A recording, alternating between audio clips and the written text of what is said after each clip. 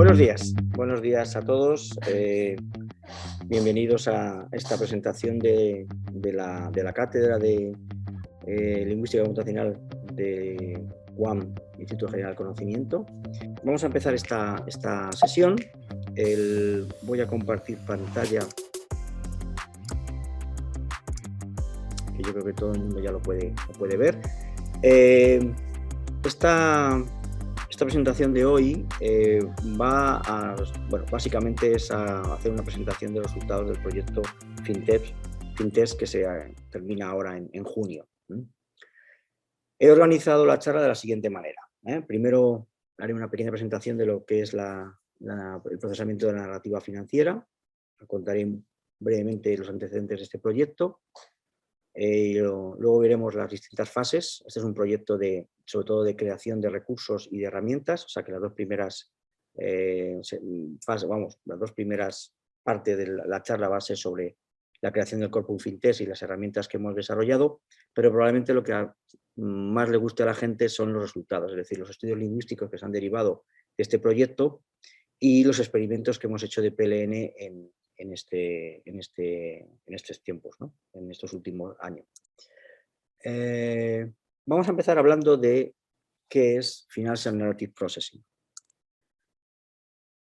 El análisis financiero o el estudio de la analítica financiera o de la narrativa financiera es algo que se viene haciendo desde hace más de 30 años, sobre todo por los economistas y por los contables, ¿no? Es una cosa que, como me comentaba Anna Hirschberg, que es nuestra especialista del grupo, pues esto se ha hecho normalmente cogiendo los datos económicos, los datos cuantitativos, y luego con una hoja y papel subrayando aquellos aspectos, un proceso muy, muy manual.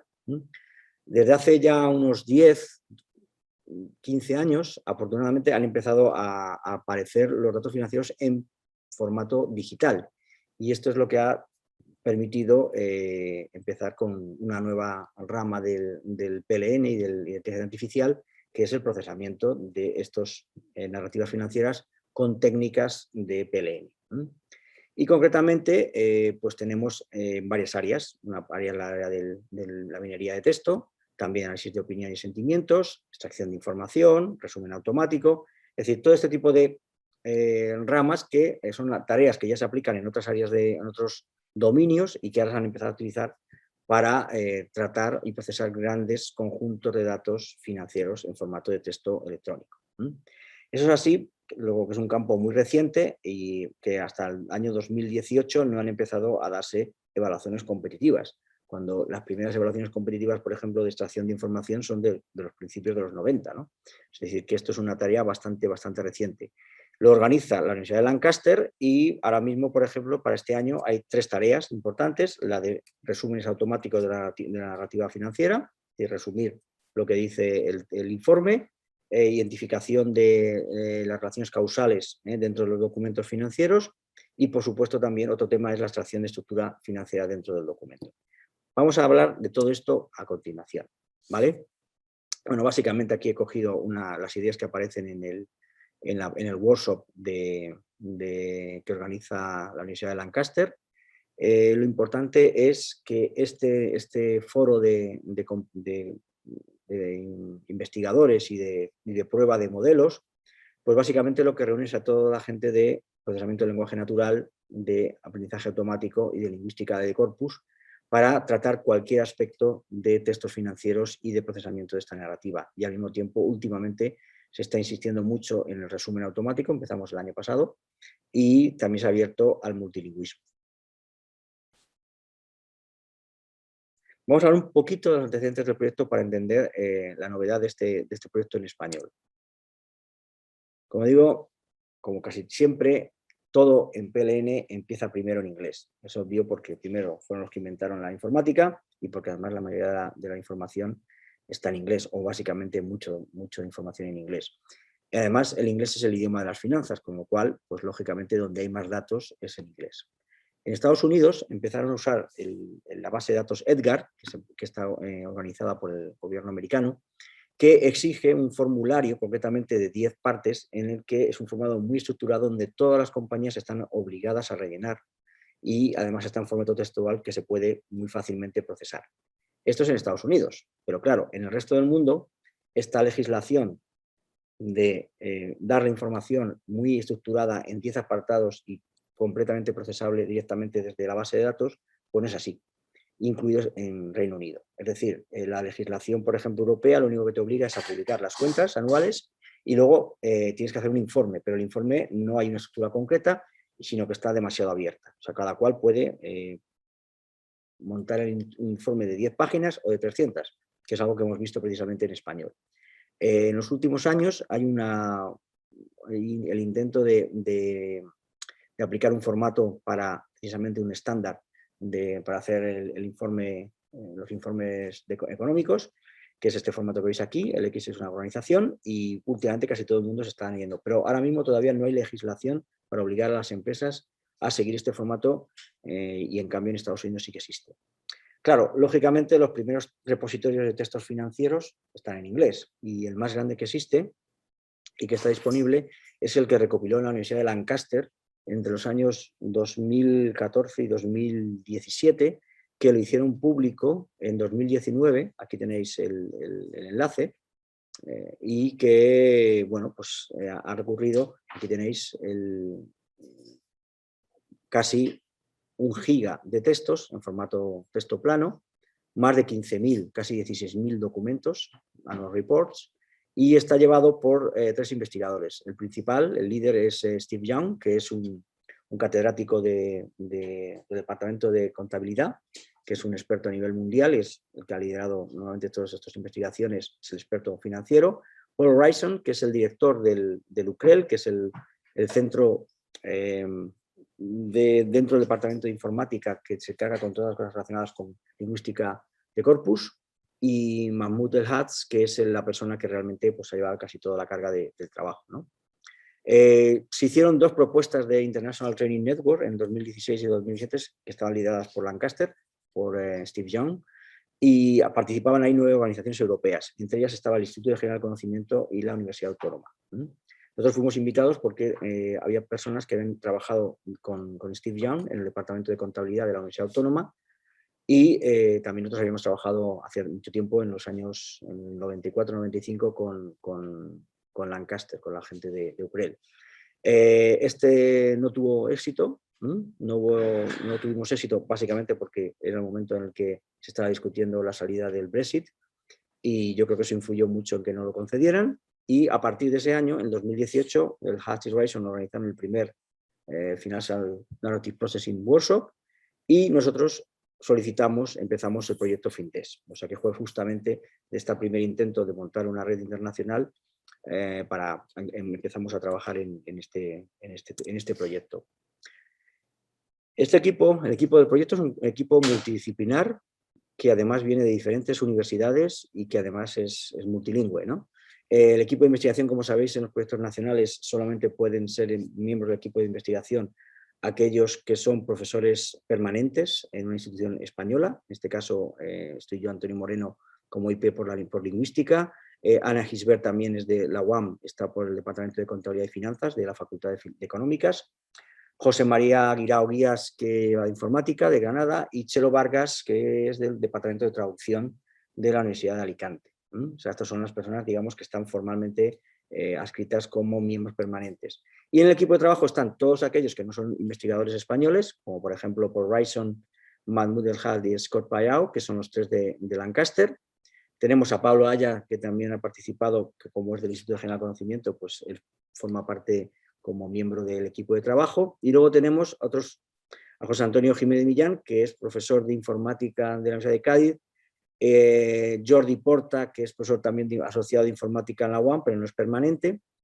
Y luego hemos tenido 3 investigadoras de la cátedra, Elena Montoro, Blanca Carbajo y Ana García Toro, que han participado también en este proyecto. O sea que es un proyecto que está Tenemos informáticos, tenemos lingüistas, tenemos también economistas, Ana Gisbert.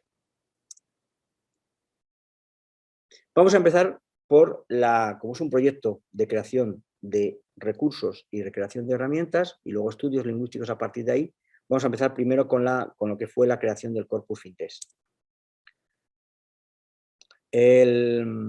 Claro, nuestro plan inicial cuando presentamos el proyecto era aplicar la metodología que habían hecho ya los de Lancaster en la compilación de informes que está publicada en varios sitios. Ellos habían desarrollado o han desarrollado un software concreto que te permite extraer el texto de los informes. Y dijimos, bueno, vamos a aplicar el mismo procedimiento al español para crear un primer corpus financiero en español. Claro, aquí nos encontramos las primeras diferencias importantes entre Lancaster y la Autónoma y entre el español y el inglés. Fijaos, los informes anuales en las empresas que han utilizado, que están recogidas en el corpus de Lancaster, son 44.000, más de 4.000 empresas que están en la bolsa de Londres, mientras que en España, en la bolsa española solamente hay 125 empresas listadas, ¿no? Que son las únicas que están obligadas a presentar un informe anual y de cuentas. Todos los informes están en PDF, pero claro, las estructuras de un PDF en inglés, a veces, incluso en inglés está como más protocolizado, en español tienen cada uno un aspecto muy, muy distinto. Unos tienen muchos gráficos, luego lo comentaré. Luego también hay una diferencia en el rango de fechas. En inglés va desde el 2003 al 2017 y en español hemos empezado por el 2014 hasta el 2000, es decir, solamente 4 años. Fijaos, el tamaño del corpus inglés es de 20 millones de palabras, de 200 millones de palabras, perdón, y más de 15.000 documentos. Y en español tenemos 488 y unos 23 millones de palabras. Es decir, que hay una clara diferencia, aunque los documentos españoles son más extensos en la mayoría, hay algunos documentos que tienen más de 300 páginas, sobre todo de las grandes compañías, realmente hay una importante diferencia en tamaño. ¿Cuál es la clave de todo esto? ¿Por qué se pudo conseguir tantos documentos en inglés y tenemos tan pocos documentos en español? Pues la clave no solamente son las empresas que participan, sino que los informes ingleses se pudieron obtener a través de una empresa especializada que se encarga de recoger eso. O sea, hay una empresa que ya, como hay tanto volumen de empresas y de datos, que se encarga de hacer todo eso. Y simplemente es contactar con ella, comprarla o llegar a un acuerdo, mientras que en español no existe eso. No, el volumen de empresas y el volumen de datos es mucho más pequeño, y entonces lo tuvimos que hacer a mano. Es decir, tuvimos que conectarnos a la web y bajando cada uno de los informes para los años seleccionados. O sea que fijaos la diferencia que hay entre obtener el conjunto de datos directamente para procesar y tener que estar buscando en cada una de las 126 compañías y buscando año por año en su informe. ¿En qué consiste todo el proceso de compilación del corpus? Pues en primer lugar, como os he dicho, hay que descargar los informes. Esto lo hizo, se descargaron más de 500 informes en PDF. Esto lo hizo solamente una persona, lo hizo la especialista en economía, porque es la que sabía perfectamente dónde tenía que localizarlo, estaba acostumbrada a hacerlo para sus estudios, con lo cual le dedicó bastante tiempo, es decir, aproximadamente como tres meses en bajarse toda esta documentación del año 2014 hasta el 2018. Y no hemos sabido hacerlo de una forma no automática, porque las páginas web de las empresas cambian y además no lo tienen siempre de la misma forma. O sea, no es fácil acceder a esta información. Están obligados, pero no lo ponen muy fácil. Algunas empresas sí, pero otras se verá que no. Luego, una vez que tenemos ya descargados los informes en PDF, lo que hacemos es pasarlo por la herramienta de Lancaster. ¿Qué es lo que hace esta herramienta? Coge los PDFs, los convierte a TXT con un OCR y a partir de ahí va a extraer las cabeceras y a partir de la tabla de contenidos para ir segmentando, digamos, las secciones de cada uno de los documentos y a partir de ahí pues procesar, hacer un análisis textual y un procesamiento automático.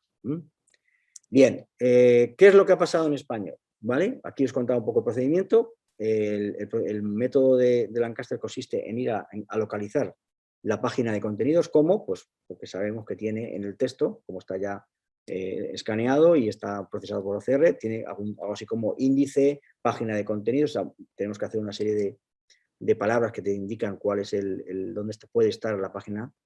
A partir de ahí se extraen los nombres de las secciones. A partir de las secciones se extraen de los números que están asociados a ellas dónde empieza cada una de las páginas. Se marcan esas páginas en las secciones del documento, es decir, en cada uno de los puntos donde en la sección de responsabilidad social corporativa aparece en la página 25 y va hasta la página 28 y a partir de ahí se hace todo lo de las secciones. Lógicamente, Esto está pensado para el inglés, es una tarea que no está resuelta tampoco para el inglés, pero en español había que utilizar el mismo mecanismo, poner los nombres y ver cuáles son el nombre de las secciones. En español todavía es más variado el nombre de las secciones que pueden aparecer, porque ya os digo que la estructura no es obligada. Las empresas deciden qué información pueden poner. Solo están obligados a publicar las cuentas y un pequeño resumen de lo que ha ocurrido ese año. ¿Qué ocurre? Pues que a veces el informe ni siquiera tiene páginas de contenido, porque es un informe que está hecho muchas veces no solamente por especialistas en finanzas, sino también está formateado con criterios de diseño de documento, y bueno, pues son muy, muy bonitos y muchas veces ni siquiera tienen página de contenidos. Otras veces, otro de los problemas que tenemos es que el OCR que está incorporado al programa de Lancaster, pues está pensado sobre todo para el inglés, por lo tanto, o no es capaz de extraer el contenido o lo extrae mal. Por ejemplo, la O con acento, pues a veces nos acaba como un 6. Luego contaré un poco que luego tuvimos que hacer filtros en algunos scripts para limpiar todo eso.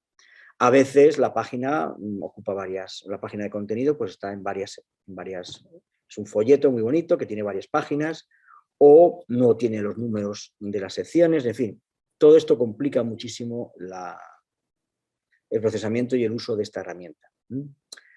De los 500 que habíamos bajado, más de los 500 que habíamos encontrado, al final solamente 100 de ellos no se pudieron ni siquiera convertir a texto.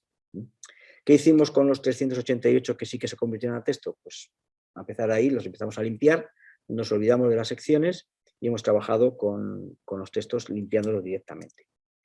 ¿En qué consiste? Nos encontramos con dos tipos de textos. Aquellos textos que eran utilizables, es decir, que habían quedado muy bien, o bien o bastante bien, le hicimos script de limpieza para normalizar y empezamos a extraer secciones también que nos interesaban, sobre todo la responsabilidad corporativa, ya lo contaré más adelante, y nos dimos cuenta que la única sección que realmente se repetía en todos los informes españoles era la sección de cartas a los inversores, también conocida como la carta del presidente o carta a los accionistas, varios nombres. Entonces, ¿qué es lo que hicimos? Lo que hicimos es que hicimos una extracción de los informes, de todos los informes que teníamos, de las cartas, y en aquellas compañías que no teníamos porque no habían sido procesadas por el programa de Lancaster, copiamos directamente el PDF, los extrajimos a mano con un copy-paste, y en algunos casos, cuando la empresa era muy importante y que nos interesaba para tenerlo, también copiamos a mano. Es decir, que generamos un subcorpus completamente limpio, sin ningún tipo de error, y además organizado oración por línea, de las cartas a los inversores o las cartas del presidente. Por tanto, ahora mismo tenemos dos corpus. Un corpus general, un corpus de informes, que está formado por 368, con unos 23 millones de palabras y 2 millones de oraciones, y el corpus de los presidentes, de los CEOs, asociacionistas, que es un poco mayor porque hemos ido añadiendo a mano esos textos, esas cartas que nos parecían importantes porque eran de empresas que por ejemplo, pues no podían faltar. Inditex lo tuvimos que meter a mano. No teníamos las cartas, estaba totalmente como proceso, como imagen, y no lo podíamos sacar. Por tanto, tenemos ahora mismo un corpus de 400 textos que están completamente limpios, unos 500.000 palabras y más de 16.000 oraciones para procesar. El corpus de informes anuales tiene ruido, porque claro, tenía tablas y las quitamos también con los procesos de limpieza de caracteres y conversión. Y pensamos que este corpus de informes sobre todo es muy interesante para extracción terminológica y de conceptos. Mientras que las cartas lo hemos utilizado sobre todo para hacer todo tipo de experimentos, porque como ya está completamente limpio para poder ser introducido en la pipeline de PLN, pues para hacer tagger, para procesarlo con parsers, hacer NER, ese tipo de cosas que realmente pues, se pueden hacer ya porque están directamente utilizables para su procesamiento. Tengo que insistir que Fintex es el primer corpus de textos financieros en español que se puede utilizar para procesamiento de lenguaje natural y está disponible al final del proyecto. Aquí en esta publicación que veis aquí, Moreno, Gisbert y Montoro, pues explicamos todo este proceso que os he resumido aquí brevemente. ¿Cuánto tiempo hemos dedicado en recursos humanos y en tiempo? Pues ha participado unas 12 personas, entre ellas, acordaos, la persona Ana Gisbert, que es la que se ha encargado de descargar manualmente y seleccionar los informes. esto no lo puede hacer cualquiera, hay que saber de dónde están y cómo hacerlo. Luego hemos tenido 2 lingüistas y algunos estudiantes, 7 estudiantes que han colaborado con la cátedra precisamente para todo este tema de la limpieza y de la formación y el copiado de los textos. Y luego también hemos tenido 2 informáticos que nos han ayudado en la limpieza, segmentación y organización, ¿no? José María Aguirao y José Antonio Jiménez. Bien, todo este proceso ha durado 20 meses, comenzó en abril de 2018 y acabó en 2000 y luego hemos seguido aumentando algunas cosas más, ¿no? Evidentemente excluyendo los periodos vacacionales. Todo esto da una idea de la importancia que es crear y el coste que supone crear un dataset nuevo y crear recursos lingüísticos y, por tanto, esto es la base del PLN. Si no tenemos estos recursos, realmente no se puede empezar a hacer nada. Por tanto, quiero insistir en que hemos dedicado casi la mitad del proyecto, no tanto, pero casi la mitad del proyecto, a preparar estos recursos que no existían en español. ¿Qué es lo que viene a continuación? Pues vamos a hablar un poquito de las herramientas que también hemos elaborado para procesar estos textos y luego pasaremos ya directamente a los resultados, a los análisis lingüísticos y los experimentos que hemos hecho en procesamiento de lenguaje natural con ellos. Herramientas. Bueno, el proyecto tenía como objetivos, en primer lugar, adaptación de la herramienta de Lancaster para extraer tal, que lo hemos intentado, pero hemos tenido resultados parciales debido a la diferencia de estructuras de las narrativas en inglés y en español.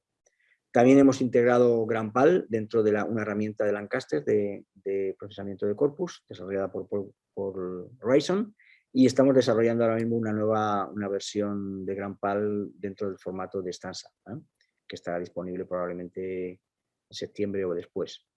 Y por último, otra cosa también que queríamos hacer es la herramienta de etiquetado semántico que tiene Lancaster, también la hemos integrado con GramPal y ya mismo tenemos un léxico semántico para el dominio financiero. Bien. Pero estos aspectos no han sido realmente lo más importante de lo que hemos desarrollado en el proyecto FinTest, porque hemos desarrollado otras 2 cosas que realmente nos han parecido, bueno, no estaban previstas al principio.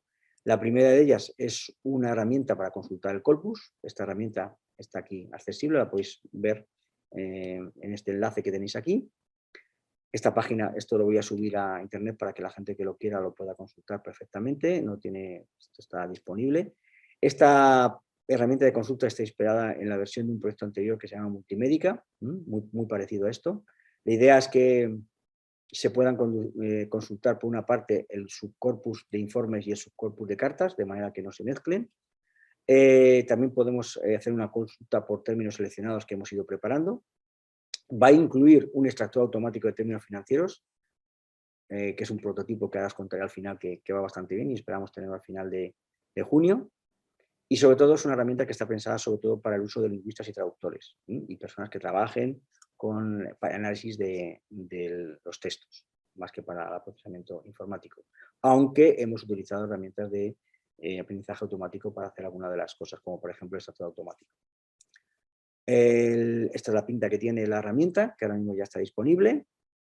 Bueno, por supuesto, pues aquí está indexada en Elasticsearch, puedes poner cualquier cadena de caracteres, multiword, lo que queráis, y te proporciona la compañía en la que aparece y el año, que esto se puede manejar. Tiene también unos gráficos, bueno, como veis, una presentación bastante estándar, ¿no?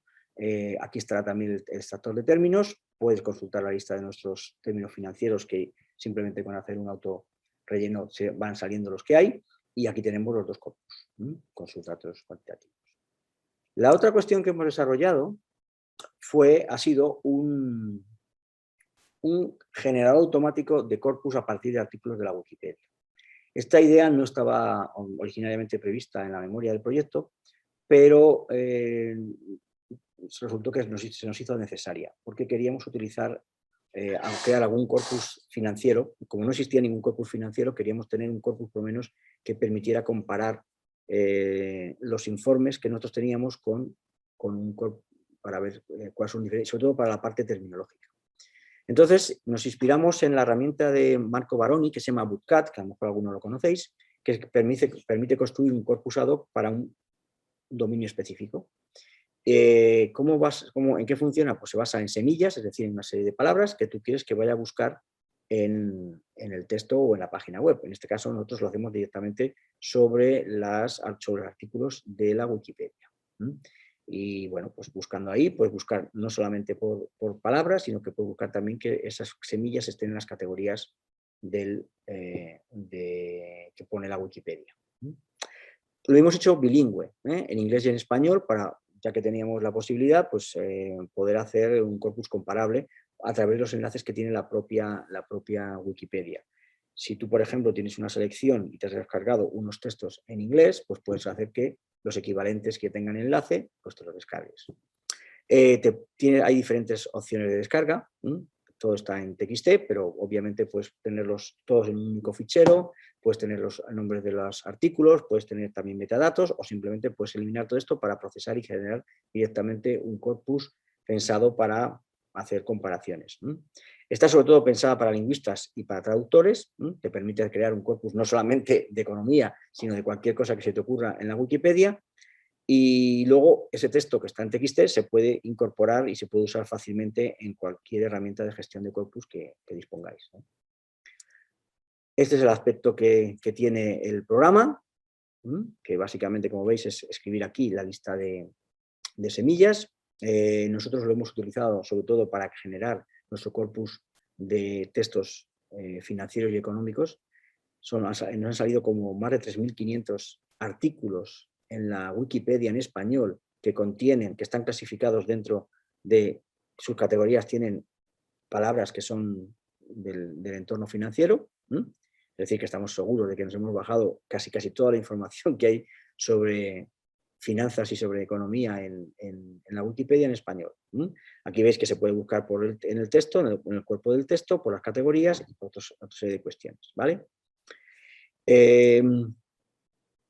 Un poco para los detalles técnicos, para aquellos que sean más informáticos, utilizamos Elasticsearch y luego hay un interfaz web, que es el que habéis visto, que está programado en Golang. ¿Qué hemos hecho? Nos hemos bajado la versión, el dump de la Wikipedia del 28 de octubre, es decir, lo hemos indexado con Elasticsearch. Obviamente no está actualizado, cada cierto tiempo pues habrá que buscarse una nueva versión, estamos preparando una nueva versión más actualizada, se vuelca a partir de los índices de Cirrus Search y ahora mismo el tamaño que tenemos en nuestro corpus, en el indexado de la Wikipedia tiene casi 1.800.000 artículos y en inglés pues hay 6.200.000. Insisto que esto hay que hacerlo, hay que descargárselo, hay que indexarlo, pero es una herramienta que, desde luego, los estudiantes de lingüística y de traducción la han encontrado muy interesante, lo hemos presentado en varios congresos y realmente la gente pues, lo encuentra muy útil y lo hemos utilizado en clases. Pero, insisto, es una herramienta para generar documentos, para generar un corpus rápidamente a partir de unas categorías. Vamos ahora a hablar ya no sé si voy demasiado rápido, pero bueno, sé que hay gente que tiene que irse un poco antes. Voy a hablar de los estudios lingüísticos que hemos generado a partir de estos recursos, tanto lingüísticos como informáticos. La última parte del proyecto ha sido dedicada a estudios lingüísticos y estudios y experimentos de lingüística computacional o de presente de lenguaje natural. No sé si empezar primero por la segunda parte, que a lo mejor le puede interesar más a los que están aquí, pero bueno, voy a empezar por aquí, voy a seguir el orden que tengo aquí establecido. Hemos estudiado varias cosas. Lo primero que hicimos fue hacer un análisis del concepto de posibilidad y necesidad en la narrativa financiera en español. Fue un estudio a partir de los libros de mente, que bueno, no es demasiado interesante, pero que nos ha ayudado a hacer otras cosas después. Hemos analizado las metáforas en los informes financieros en español. También los dos trabajos más recientes son la extracción de términos financieros, pero sobre todo de neologismos a partir del corpus. Ahora explicaré por qué eso es interesante. Y también hemos empezado a trabajar sobre el uso de marcadores discursivos en la argumentación solamente del subcorpus de las cartas del presidente a los accionistas. Voy a centrarme muy rápidamente en los resultados de algunos de estos artículos. El trabajo sobre metáforas en el discurso financiero está publicado en un libro que se va a aparecer próximamente en Peter Lang, en un libro especialmente dedicado a las metáforas en dominios de especialidad. Nosotros hemos hecho el del discurso financiero en español, Chelo Vargas y Antonio Moreno, y básicamente nos hemos centrado en las metáforas que tienen que ver sobre la guerra y sobre la salud. Está bastante estudiado el uso de metáforas en el dominio financiero, sobre todo en inglés. La gran diferencia que hemos tenido aquí es que tenemos muchos más datos, tenemos un corpus casi de 500.000 palabras. Hemos encontrado muchísimos ejemplos que están en este capítulo y básicamente es una comprobación de que concretamente en el subgénero de las cartas al presidente es un género donde funcionan muy bien las metáforas. ¿Por qué? Porque los presidentes o los CEOs de las compañías tienen la misión de persuadir y de promocionar la imagen positiva de la compañía y al mismo tiempo, digo aquí como manipular, porque muchas veces, claro, nosotros sabemos los resultados, a través de las cuentas de resultados se sabe perfectamente si la compañía ha tenido beneficios o pérdidas. Pero cuando ellos escriben en los documentos estas cartas al presidente, que es un resumen, son muy positivos y muchas veces saben cómo enmascarar los malos resultados, ¿no? Entonces, básicamente, las dos metáforas que más se utilizan son las metáforas de guerra, ejército, y la de salud, ¿no? En el caso de las metáforas de guerra, pues lo que se está haciendo, lo que se está promoviendo es que los accionistas se alisten en el ejército, ve la empresa como un ejército o una nación que está luchando con competidores, ¿no? Y que hay que ocupar espacios, etcétera, etcétera. Y básicamente hay muchas metáforas relacionadas con cómo alistarse en nuestra compañía, es decir, cómo invertir en nuestra empresa para obtener resultados positivos, ¿no? Esas metáforas de alistarse en el ejército, ¿no? De participar en este ejército tan poderoso. Y por otra parte están las metáforas de la salud, ¿no? Es decir, el presidente de la empresa o los directivos de la empresa se ven a sí mismos como los médicos que saben diagnosticar los síntomas y las enfermedades, y estos doctores, que son ellos mismos los directivos de la empresa, los que van a pesar de que que el paciente, es decir, la empresa ha tenido dificultades, pues ya han puesto los remedios para la total y pronta recuperación del paciente. Es decir, es una metáfora muy típica. Hemos detectado cuáles son nuestros síntomas, hemos detectado cuáles son nuestros problemas y ya estamos dando las medicinas para conseguir la recuperación rápida del paciente. Por tanto, si usted nos hace caso, va a ganar dividendos en el próximo ejercicio, porque nosotros ya hemos preparado la empresa para que esté lista para este tipo de ventajas, ¿no? Hay otras metáforas también, como las metáforas de construcción. Tenemos una base sólida. También el viaje, este es un viaje en el que participamos todos, los inversores, la empresa, los empleados, o también las metáforas relacionadas con la máquina, es decir, esta empresa es una máquina bien engrasada donde tiene muchas partes y todas funcionan muy bien. Estas son metáforas que son muy habituales en este dominio financiero. Pero bueno, hemos contratado bastante, las hemos puesto en español y hemos hecho un recuento bastante estadístico de cuáles son sus frecuencias. Otro estudio que también hemos hecho el último año, ha sido trabajar en la extracción de neologismos y de términos financieros.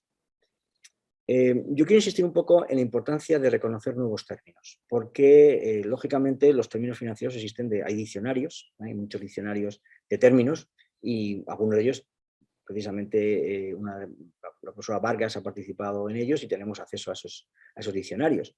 Pero claro, lo que caracteriza a dominios activos y dinámicos como la medicina o como el derecho, o sobre todo también el dominio financiero, es que continuamente se están inventando, están apareciendo nuevos términos que no aparecen en esas listas, en esos glosarios, en esos diccionarios. Y por tanto, si queremos conocer y traer los nuevos conceptos, pues es muy importante utilizar los documentos muy recientes, del 2014 al 2017, como es nuestro corpus, para crear, para reconocer, para extraer estos términos que se están creando. Y estos han sido publicados en dos trabajos, uno que hemos hecho recientemente en las actas de AESLA, la Asociación Española de Lingüística Aplicada, y también hemos puesto uno concretamente de anglicismos en el corpus, que luego vamos a publicar en un libro que va a salir de este proyecto. ¿Qué es lo que hemos hecho? Lo que hemos hecho ha sido utilizar una estrategia de varias listas diferentes, por ejemplo, la lista que sale de palabras de la Wikipedia, de los términos que aparecen dentro de artículos de economía y finanzas de la Wikipedia, y hemos utilizado, por ejemplo, también todas las palabras que están en el corpus, en el diccionario en el corpus de la Real Academia más actualizado, y las hemos contrastado con las listas de palabras que aparecen en nuestro corpus. De manera que eso nos ha ido seleccionando una serie de candidatos que luego, que lo hemos utilizado aquí en la parte de selección de candidatos, aquellas palabras que estén en nuestro informe, pero que no estén ni en el corpus de finanzas de la Wikipedia ni en el corpus de la Real Academia, son palabras candidatas a ser palabras nuevas, ¿no? Neologismos. Eso es con la lista que hicimos. A partir de ahí, lo que tuvimos que hacer es ir directamente a ver esos candidatos en contexto. Para eso hemos utilizado la herramienta que os he enseñado antes de consulta al corpus, que nos muestra tanto la frecuencia como la dispersión, es decir, nos muestra en cuántas empresas aparecen. Hemos utilizado los dos criterios, frecuencia y dispersión, porque no vale tener muchos términos si solamente los utiliza una empresa o dos. Hemos impuesto como condición que al menos 5 empresas utilicen ese término para que sea un término que se pueda avalar diciendo que está siendo utilizado por los autores de narrativa financiera, ¿no? Con eso hemos hecho la validación y hemos generado una lista, ¿no? Esta lista nos ha sacado 300 términos nuevos. 300 términos que no aparecen en los diccionarios clásicos, ni tampoco en la Wikipedia, ni ninguna de estas listas que hemos utilizado, que además están bastante actualizadas. Curiosamente, el 70% de estos eran anglicismos, es decir, palabras que o bien son calcos, la mayoría de ellos, por ejemplo, gestión recuperatoria o entidad acreditante, algunos que son directamente anglicismos, un 35%, backloading, cash pooling, y algunos que son, fijaos que cosa más curiosa, combinaciones híbridas de parte en español, programa de mentoring. Este tipo de cosas son las que hemos sacado del corpus y que son conceptos que actualmente se están utilizando las empresas y que no estaban en esta lista de términos, y que si queremos hacer un procesamiento y un procesamiento de la narrativa financiera, necesitamos saber estos conceptos que se están utilizando. Este ha sido uno de los trabajos. Y el otro trabajo que hemos realizado también es encontrar marcadores discursivos en las cartas del presidente. ¿Qué son los marcadores discursivos? Los marcadores discursivos son una categoría sintáctica, sintáctico-semántica, discursiva, que va más allá de solamente el nivel puramente oracional, sino que puede tener más allá de lo que se llama macrosintaxis, que básicamente sirve para enlazar la coherencia del discurso, ¿de acuerdo? Entre otras cosas. Como tenemos un corpus muy argumentativo, o sea, los marcadores discursivos son fundamentales para la argumentación. Normalmente se han empezado a estudiar antes en la parte oral, pero desde hace ya bastante tiempo se utiliza también en los textos. Y como las cartas a los accionistas son un ejemplo de texto argumentativo con fines persuasivos, es decir, lo que quiere el directivo de la empresa es convencer a los inversores para que sigan manteniendo su confianza en ella, pues el uso de los marcadores nos puede servir para entender las estrategias argumentativas que utilizan los presidentes o los CEOs de las empresas. Fijaos, una cosa muy curiosa es que los marcadores discursivos solo suponen un 1% del corpus, pero es que en el corpus de la Real Academia, el corpus actualizado de la Real Academia, no llegan ni al 5% de marcadores discursivos. Es decir, es una pieza muy pequeña pero muy importante. Y de ellos, aplicados al dominio financiero, de todos los tipos que hay de marcadores discursivos, los más frecuentes son los conectores, además o así como, por ejemplo, y los estructuradores de la información, como por una parte, por su parte, finalmente, ese tipo de expresiones que se utilizan sobre todo para hacer progresar el discurso y avanzar temáticamente. Entonces, así es como utilizan la argumentación. Insisto, se utiliza mucho más en la argumentación financiera, en los textos argumentativos y financieros de las cartas del presidente, que de norma general en los textos españoles que están reflejados en el uso del corpus. Una cosa, por ejemplo, muy curiosa, que nos hemos dado cuenta, es que ha aparecido esta palabra adicionalmente, que es un calco del inglés in addition, que no está registrada en ningún diccionario de marcador discursivo del español y que es muy característico del discurso financiero. Es decir, una palabra que identifica perfectamente el discurso financiero español es que aparezca la palabra adicionalmente. Ya lo habíamos visto antes cuando hicimos el primer análisis que hicimos de Adverbios en Mente, Es que realmente esto no es un adverbio, esto es un marcador discursivo, ¿no? Adicionalmente, que forma parte de esta bueno, descubrimiento, ¿no? De una palabra que no existe y algunas cuantas más que no han aparecido, que no están en las listas de marcadores discursivos. ¿Qué es lo que...? Luego también hemos analizado qué prefieren las compañías. Las compañías que han tenido beneficios, pues les gustan mucho los marcadores aditivos, como por ejemplo asimismo, ¿no? Están siempre añadiendo, y además hemos hecho esto, y además hemos hecho esto, y además hemos hecho esto. Y en cambio, las empresas que tienen pérdidas utilizan mucho lo que se llaman los conectores contraargumentativos. A pesar de la crisis también tal, o sin embargo, hemos conseguido tal. O sea, estas son dos estrategias muy diferenciadas, ¿no? Los que tienen beneficios utilizan los marcadores aditivos, los conectores aditivos, y los que tienen pérdidas suelen poner siempre contraargumentativos. La reformulación también, es decir, en definitiva, esta reformulación hemos tenido muy buenos resultados, es más recurrente en las empresas con pérdidas, a pesar de todo vamos a conseguir tal, y en cambio en las empresas que han tenido buenos resultados, pues refuerzan más la parte argumentativa con expresiones como sobre todo o en concreto hemos hecho esto. Bien, este es un análisis que luego veréis que lo hemos utilizado para los experimentos en PLN, que es lo que voy a contar a continuación.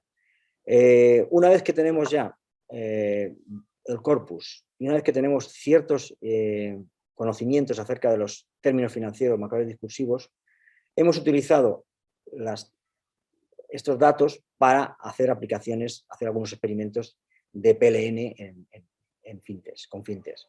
El primero fue hacer un análisis de opinión de las cartas. Luego hicimos también una anotación semántica, de la que no voy a hablar porque realmente tampoco salieron resultados muy espectaculares.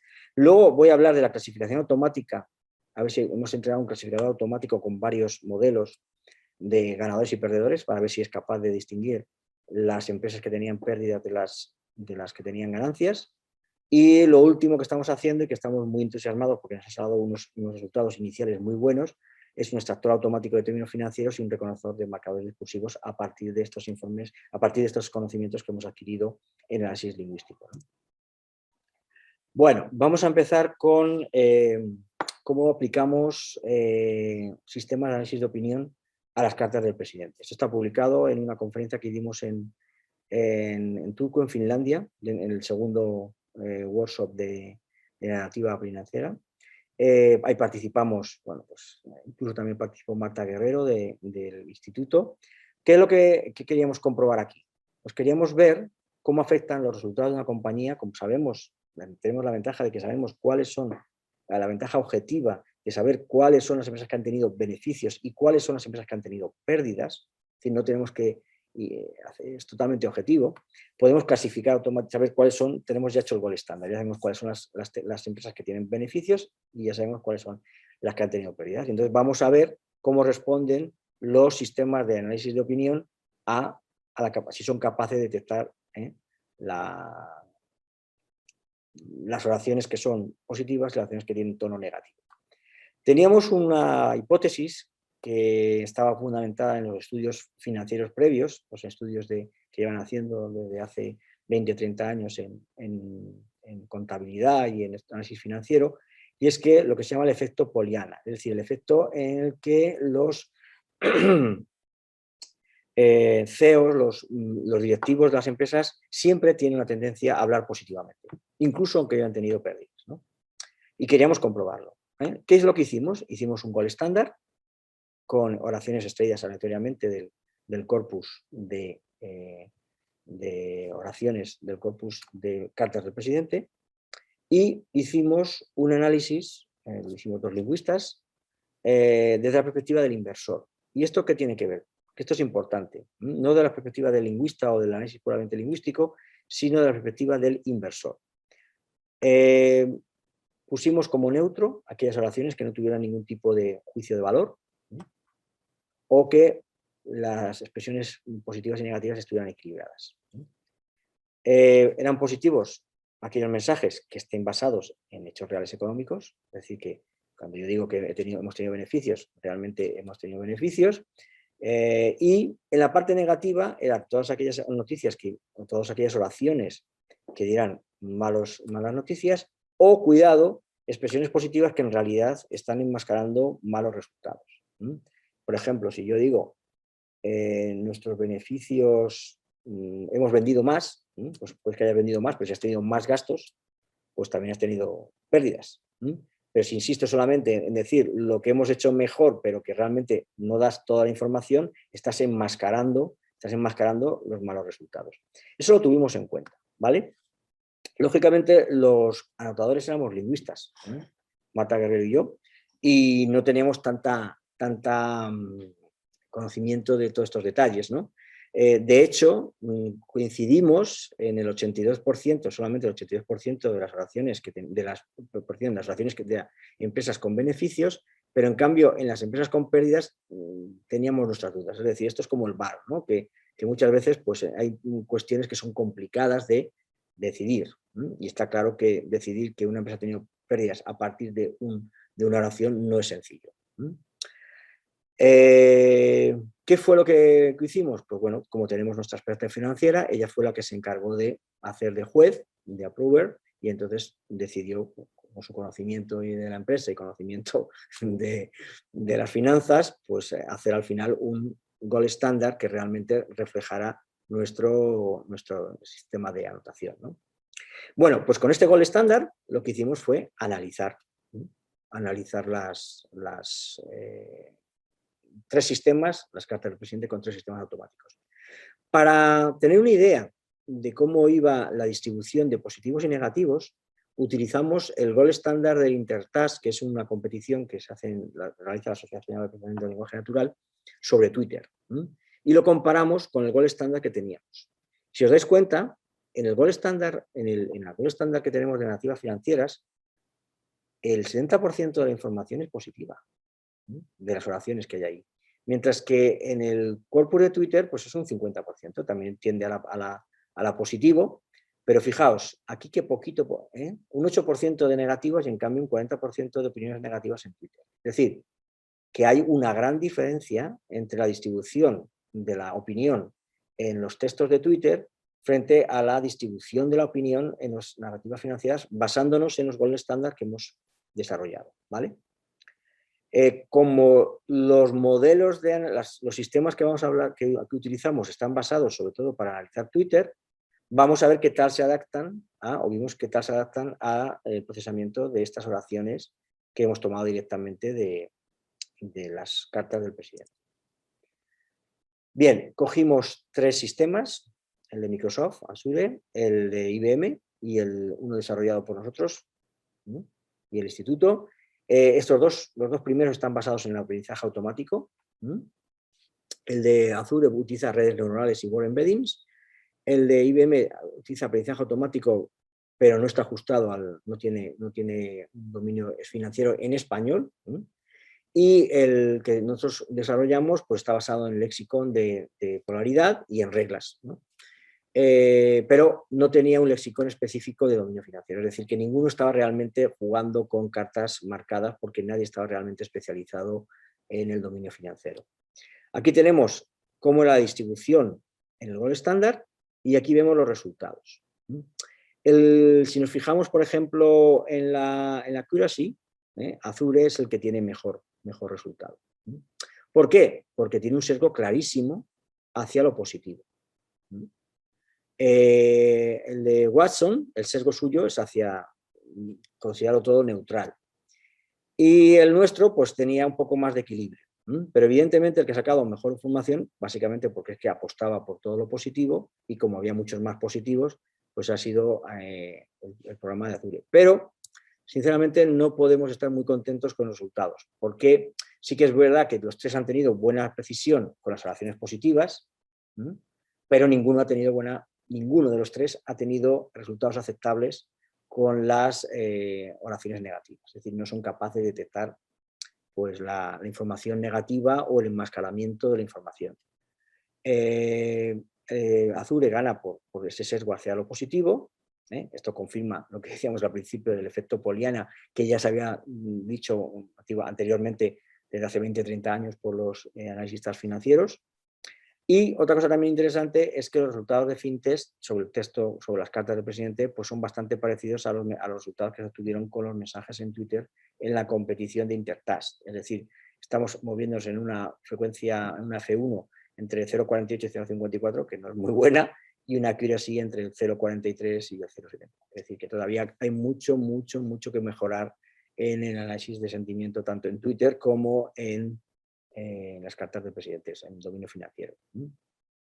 Tengo que decir también que hicimos un experimento con los estudiantes de máster de finanzas, es decir, gente que ya está especializada, que tiene una carrera y que está haciendo un máster de especialización, y les dimos 5 textos de las cartas de y tenían que responder solamente leyendo esos textos, sin consultar ninguna otra información, si la empresa tenía que tener beneficios o pérdidas, solamente leyendo el texto, es decir, la misma, una especie de test de Turing, pero a la inversa. Y resulta que los mejores estudiantes solamente acertaron 4 de 5, es decir, no pasaron del 80%. Por tanto, podemos confirmar de nuevo que los comunicadores financieros saben esconder los puntos débiles de su empresa y están muy especializados. Es una tarea difícil, es decir, análisis de sentimiento, análisis del tono, pues es complicado, todavía lo saben esconder muy bien. Complicado para los humanos, especialistas, y también para los programas. A continuación, como ya habíamos hecho esto, se nos ocurrió la posibilidad de hacer el uso de clasificación automática. Es decir, dado que ya lo hemos intentado con análisis de sentimiento, vamos a hacer clasificación automática. Tenemos un corpus, como veis aquí, de 329 textos, cartas que son de ganancias y 60 cartas que son de pérdidas. No lo confundamos con la ganancia y pérdida de aprendizaje. Entonces, es decir, tenemos un corpus de 85% de cartas de empresas que tienen ganancias y un 15% está muy desequilibrado. Este experimento lo hemos hecho recientemente, lo hemos hecho en el último año, y la ventaja que teníamos, como hemos dicho antes, es que como teníamos muy bien clasificado o que sabíamos de antemano cuáles son las empresas con pérdidas y las empresas con ganancias, pues queríamos ver si era capaz qué sistema de aprendizaje automático era capaz de clasificar mejor esto. Es una clasificación binaria, eso en principio es un problema sencillo, pero claro, es un problema que, como todos que han trabajado en clasificación binaria, tiene el problema del desequilibrio entre las dos clases. Hay una clase minoritaria que solo supone el 15%. Y hay muchos ejemplos que son de la otra clase. Hicimos una primera prueba, así muy rápida, y los primeros experimentos nos dieron que estaba en torno al 85-87 de accuracy, que es exactamente la baseline. O sea que si decir que todo es positivo, pues daríamos los mismos resultados que hicimos con los primeros experimentos muy rápidos de simplemente coger un modelo clásico y meter ahí la información. Como eso, por supuesto, no es aceptable porque dar el mismo resultado que el baseline es muy malo, empezamos a pensar en hacer algún tipo de tuneado de rasgos, como lematización, enegramas, etcétera, que lo hemos hecho. Y también una cosa que decidimos hacer es hacer un upsampling. Es decir, hay 2 técnicas cuando hay un desequilibrio. Una es undersampling, es decir, coger la clase más alta y bajar los datos, o upsampling, duplicar los datos que hay en la clase más pequeña. Como otro de los problemas que vais a ver y que vais a comprobar es que el tamaño de los datos es pequeño, el dataset es muy pequeño, no podíamos hacer el undersampling, tuvimos que hacer el upsampling. ¿Qué es lo que hicimos? Pues cogimos la clase minoritaria, la dividimos en 3 partes, Training, Validation, Testing, 9 textos por aquí, 9 textos por aquí, y el resto lo dejamos, los 40 y tantos, los multiplicamos, los dividimos varias veces. Solamente hicimos el upsampling en el training para que no lo puedan ver ni validación ni testing. ¿Qué hicimos? Pues lo multiplicamos hasta que conseguimos tener 320 textos, varios de ellos 5 o 6 veces multiplicados de la parte de training, que es el equivalente más o menos al mismo tamaño que tienen los 329 que son diferentes. O sea, que decir que aquí hay muchos textos que están duplicados 3, 4, 5 veces, ¿vale? Se han quedado solamente sin duplicar los que están aquí, los 9 textos de cada una de las de testing y validación. Bueno, vamos a ver qué resultados hicimos. Lo primero que hemos hecho queríamos probar modelos clásicos y también modelos de Deep Learning, pero sin word embeddings. Lo primero que hicimos fue coger 3 modelos clásicos, el de regresión logística, el Bayes y el Support Vector Machines. Lo hicimos con unigramas, con bigramas, con trigramas, con stop word, sin stop word, bueno, lo típico que cuando se puede hacer aquí. El peor resultado con este corpus que ya tenemos, el upsampling, nos daba con trigramas y daba un resultado, fijaos, de casi el 0,97% de accuracy.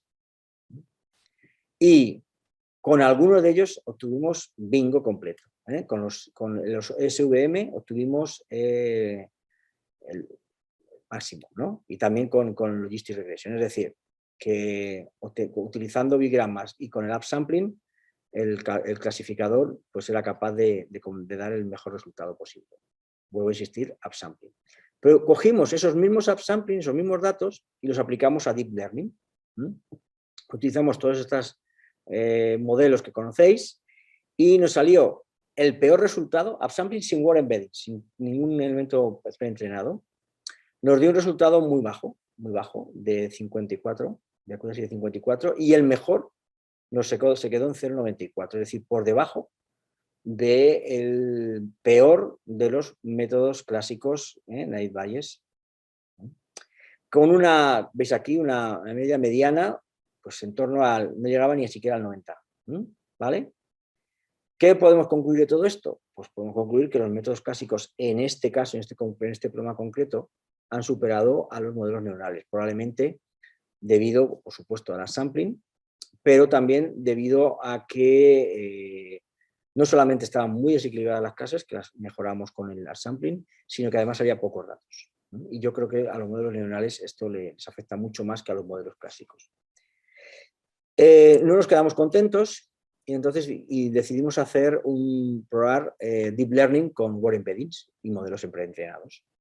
Hemos utilizado los transformers y también el Spatie con embeddings. ¿Qué hicimos aquí? Aquí quitamos el upsampling. Claro, ya nos parecía que era demasiado utilizar con modelos preentrenados, utilizar el upsampling. Aquí directamente pusimos como teníamos aquí en la presentación, 329 de esta edición de 8515. Aquí no están nada trucados, simplemente lo que tenemos es pues, el uso de transformers. Utilizamos el veto inicial, el 1, la versión 1. Lo que hicimos es que tuvimos que la longitud medio de los textos es de 1.400 palabras, es decir, se sale dentro de los 512 tokens que exige Transformers. Entonces lo que hicimos fue dividir el texto en líneas y formar como una especie de párrafos. En cada línea lo que se hizo fue clasificar con ganancias o pérdidas en función del texto en el que estuviera original, pero es curioso porque esto lo hicimos así porque a veces nos puede dar el caso que una línea o una oración muy parecida pueda estar en un texto de ganancias y en otro texto de pérdidas, con lo cual no evitamos que aprendieran siempre, cuando aparece esto, siempre es de ganancias, sino que se está mezclado, ¿no? Calculamos el resultado con cada uno de los textos y luego hubo que sumar las probabilidades de todos los párrafos que formaban el texto para dar el resultado final, decir si es ganancia o pérdida, ¿no? También se utilizó la opción de peso para dar un poquito, una opción en Transformers que puede dar un poco más de peso a la clase minoritaria en el entrenamiento. Eso es lo que hicimos con Transformers. Y con Spatie lo que hicimos fue directamente, alguno que tiene de Spatie es que no te exige dividir el texto en tokens, en 512 no tiene la limitación de los 512 tokens, y lo que hicimos fue utilizar varias versiones del Core News en español, la mediana y la grande. Bueno, y aquí tenéis los resultados, son muy parecidos, muy parecidos. Utilizamos 4 épocas, el de 4 épocas nos funciona mejor que el de 2, pero básicamente la accuracy es muy similar, cerca de 89, 89,4, y en el caso de Spatie, pues estuvimos un poquito más bajos, este es el más bajo, y llegó a 88, fijaos, es curioso, salen mejores resultados con el embedding pequeño, o mediano, perdón, que con el embedding grande. Son muy similares, aunque es un poquito mejor Beto. Utilizamos la versión primera, original de Beto. Y bueno, a pesar de todo, estos resultados son peores que los resultados obtenidos con los modelos clásicos que tenían el upsampling. Y bueno, bueno, esto es un poco la idea, ¿no? De que realmente si quieres utilizar los modelos de Deep Learning, parece que tienes que tener un corpus suficientemente grande para que se pueda sacar partido de todo el aprendizaje y de todas las técnicas que proporcionan el Deep Learning. Este documento, este experimento va a aparecer publicado en un libro que va a aparecer con los resultados de ahí donde están todos los detalles y podéis ver los casos concretos. Bien, ¿qué hemos hecho además? Ya me queda muy poco tiempo y me gustaría tener algo de rato para que hicierais preguntas, pero esto me interesa mucho contaros también esto. También nos hemos metido a hacer un extractor automático de términos financieros con técnicas de Machine Learning. Hemos dividido 4 clases, en lugar de tener 2 como en perdedores y vencedores, aquí tenemos 4 clases y es un procedimiento similar a un NER, ¿no? Tenemos 4 clases que las ha definido la experta en finanzas. Una es la de responsabilidad social corporativa, donde aparecen todos los términos que les interesan a los financieros y a los economistas sobre políticas de gestión social y medioambiental. También los términos que son de gobierno corporativo, que ahí aparecen normalmente pues, accionista, presidente, es decir, cargos. Esto sería el equivalente a personas en un NER. Luego aquí tenemos términos que tienen que ver con estilo de estrategia de gestión. Y por último, la mayor parte de términos que se utilizan en contabilidad y finanzas, que son la mayoría.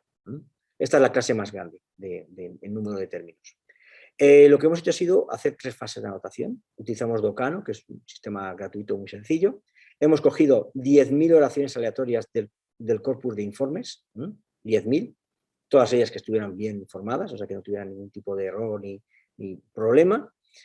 Y esas 10.000 hemos dividido en 3 partes. La primera fase hemos cogido 3.000 oraciones para crear la guía de anotación basándose en estas 4 clases y en la formación de los anotadores que han participado. Ha sido una anotación compartida, es decir, ellas podían ver lo que habían hecho la otra y llegar a acuerdo para sobre todo generar esta guía de anotación, 3.000 oraciones. Las han aprobado, es lo que hemos hecho hasta ahora. Luego, en la segunda fase, vamos a hacer una anotación ciega para comprobar el acuerdo entre anotadoras solamente con 1.000 oraciones, es la fase que vamos a empezar ahora, que hemos empezado. Y por último, cuando ya tengamos montado estas 2 partes, haremos una preanotación automática con el modelo que nos genere y cada una de ellas va a revisar solamente una parte, 3.000 cada una, porque ya asumimos que tienen suficiente experiencia para aceptar y ver cuándo hay un término que está bien o que está mal, ¿no? Bien, ahora voy a daros los resultados que hemos hecho con la prueba, la prueba de las 3.000 oraciones. Aquí lo que hemos hecho ha sido lo siguiente. Hemos utilizado el Beto, en este caso Beto la segunda versión, lo hemos entrenado sobre el corpus anotado y lo que hemos hecho ha sido pasarle varias rondas, anotar entrenar con los 3.000 y luego volver a comprobar sobre esos 3.000. Básicamente porque queríamos descubrir qué la capacidad de memorización que tenía el sistema y sobre todo también nos interesaba mucho encontrar los falsos negativos y los falsos positivos para corregirlos en el corpus que este corpus de 3.000 va a ser nuestro primer gol estándar. Bueno, los resultados han sido espectaculares. Hemos encontrado en accuracy el 99%. Claro, son 3.000 sobre 3.000, ha aprendido muy bien, ha memorizado muy bien los datos. Fijaos, aquí se incorporan tanto los datos que están anotados, los términos que están anotados, como aquellos que no están anotados, que son la mayoría. Si os fijáis por categorías, en Contafin, que es la categoría más amplia, pues se llega a un F1 de 94%, la de gestión corporativa, que es la de personas, al 95%, y la que tiene más problemas son la de recursos, que responsabilidad social corporativa, que hay muchos menos ejemplos y que aún así llega al 90%. Fijaos que el total, estos son los 4.724 términos que se han anotado en el corpus, que se han anotado como gol estándar, y llegamos a una average, o sea, muy buena, de la F1 de 94-92, ¿vale? O sea que estamos verdaderamente, creo que en el buen camino. Esto demuestra que se ha hecho un gran trabajo de formación, que se ha sido muy coherente en la formación y que las palabras que se han escogido, pues el modelo las puede memorizar muy bien. Hará falta la generalización. Esto mismo lo hemos hecho con los marcadores de discurso. Aquí tenemos un problema un poquito diferente. Aquí tenemos dos clases nada más. Tenemos marcador discursivo y no marcador discursivo, ¿vale? Las anotadoras lo que han hecho ha sido anotar solamente los marcadores, a veces hay algunas palabras como pero, que pueden ser conjunción y marcador discursivo, solamente las que tuvieran una función discursiva, ¿de acuerdo? Hemos encontrado, se han hecho una guía de anotación de más de 200 marcadores discursivos, algunos totalmente nuevos, como el que os decía de adicionalmente. Se han hecho para cada una de ellas los contextos en los que puede ser, si hay ambigüedad, en los que puede ser marcador y en los que no son marcadores, ¿no? Se ha utilizado, a diferencia de en el caso de los entrenamientos de términos, se utilizaba las oraciones, aquí hemos utilizado el texto completo, porque si no, no tiene sentido. Porque es una argumentación, es macrosintáctico, ¿no? Tienes que ver en los diferentes aspectos. Lo hemos hecho también en 3 fases, con Docano. Tenemos 497 textos, perdón, aquí me he equivocado, son 397 textos, no llegamos a 400, eso está mal. Lo hemos cogido de las cartas del presidente, se ha creado en la primera fase la guía de anotación y se han anotado compartidamente 100 textos y se han aprobado entre las anotadoras y el revisor, que he sido yo, o sea, el approver, y tenemos un gold estándar de 100 textos. Luego, ahora mismo estamos en la fase de anotación ciega, donde cada una tiene los mismos 40 textos y van a ver, vamos a calcular el acuerdo entre anotadores. Y por último, cuando ya tengamos estos 140, generaremos otro modelo nuevo que va a hacer una preanotación automáticamente y luego cada anotadora revisará 130 para llegar a los 400 que tenemos en el corpus de Fintes, ¿vale? Y estos son los resultados que hemos obtenido igualmente de la primera, aplicando Beto, Beto 2, hemos llegado a una accuracy casi del 1, ¿veis? Casi no hay errores. Teniendo en cuenta que, claro, los textos tienen como mucho un 1% de texto, pero no ha fallado. No ha, fijaos qué tasas de F1 más convincentes. Como en el caso anterior, el modelo demuestra que el modelo de Beto puede memorizar muy bien estos datos de entrenamiento para estas tareas, es decir, para clasificación no nos ha funcionado bien, pero para extender de 2 categorías o 4 categorías nos ha funcionado muy bien. Tenemos que comprobar su poder de generalización cuando hagamos la preanotación y ver cuánto funciona ahí, y también tenemos que ver cuál es el acuerdo entre anotadoras, ¿no? Pero bueno, los primeros resultados que hemos obtenido, la verdad es que nos animan bastante. Esperamos terminar en junio. Estos 2 prototipos los vamos a poner en la página del proyecto para que se puedan utilizar, se puedan validar y podamos hacer pruebas con ellos, con textos o bien de cartas comunicativos para los marcadores discursivos y con cualquier tipo de texto financiero para extraer sus términos. ¿De acuerdo?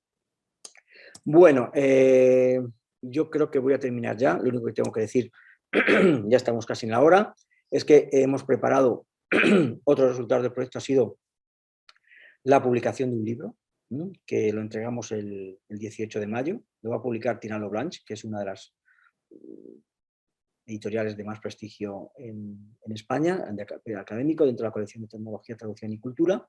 Y esto es un poco el índice de contenidos del libro, ¿no? Hay un primer capítulo que lo ha escrito Ana Gisbert, que es la persona que nos cuenta la parte de la perspectiva financiera.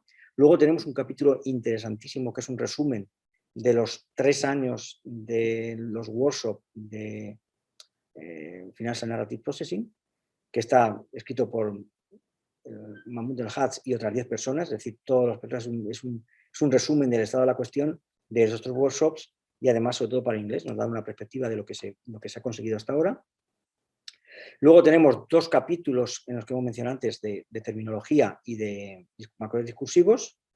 El artículo que os he explicado, que os he contado antes de los modelos de Machine Learning aplicado a la clasificación de empresas con beneficios y pérdidas. Y por último, otro que resume brevemente la parte de las herramientas que hemos desarrollado. Bueno, tenía más cosas, pero no voy a continuar. Me gustaría que en el periodo que nos queda de unos minutos, si alguien quiere alguna pregunta, pues que me la haga e intentaré responderla. No me ha dado tiempo a explicar todo lo que hemos hecho porque habéis visto que hay demasiado para solamente una hora y media, una hora y 10 minutos que hemos tenido. Muchas gracias por vuestra atención y estoy esperando vuestras preguntas.